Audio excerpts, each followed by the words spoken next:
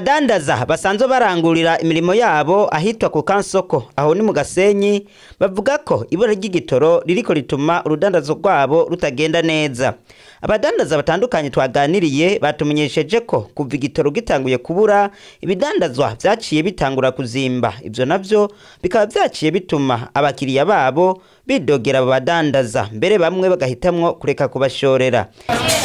Banyita Mama Nadia mugabo twashimira Imana. Yego. Abantaza Mama Nadia. Mama Nadia tubasanze ngaha ku gasoko ka Gasenyi. Mbega musanze mudandaza ibiki?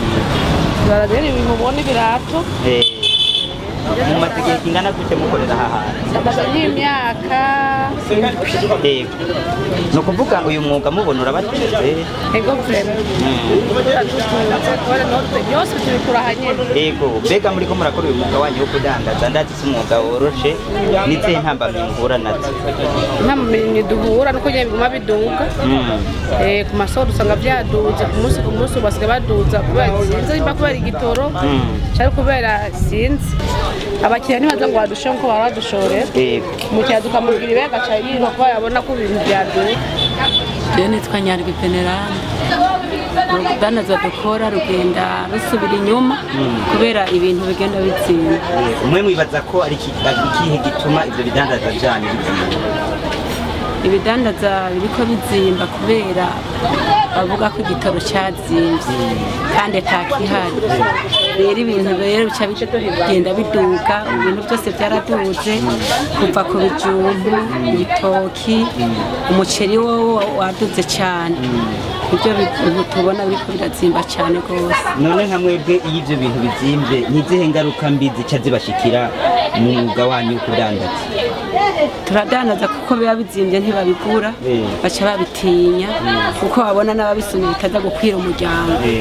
Rero baca babitinya kandi natwe ca duhomba iyo bitariko birasohoka bikaca bimara igihe kirekire.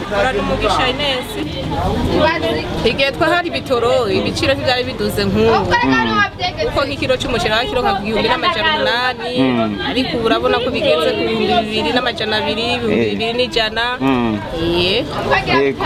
Okay, none ubona hamwe ikena ry'ibitoro ryobandanya ryibonekeza ntimufise ubwoba yuko n'ibiciro vyobandanya vyiyongera? Ibiciro byo byobandanya vyiyongera kuko uko urumva habuze igitoro amadeplacement yo kuzana ibidandazwa ntabonekana naho bayaronka cazimba urumva natwe bacarinda kutudugiriza kuko natwe bwo kuntu tubideplace binda kuca bitudugiriza ko nyene ntuze ibeye. Mubona abakiriya bavyakira gute iyo basanze umuceri wari ku 1,800 ariko bagaza kwisanga umaze kugira ku 2,000 canke 2,100? Habibamwe uko nyene kuko natwe tubirangura uko nyene tukabibamwe uko nyene. Aba badandaza babandanya bamenyesha ko rimwe na rimwe bemera kubihombesha. Ingaruka mbi tugira. Icyambere wamusumya aza gusuma ejo agasanga ikimwe wamuheko umunsi cyaduze.